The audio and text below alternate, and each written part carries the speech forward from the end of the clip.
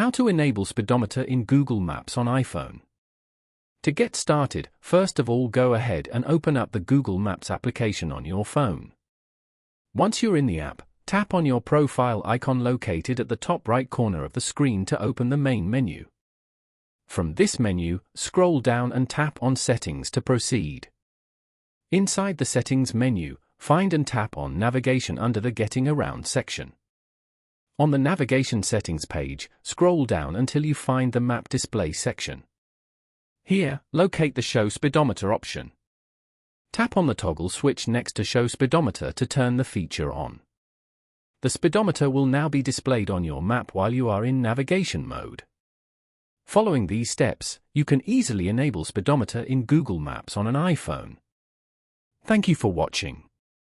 Please leave a like if this tutorial helped you, or leave a comment below if you have any questions related to the video.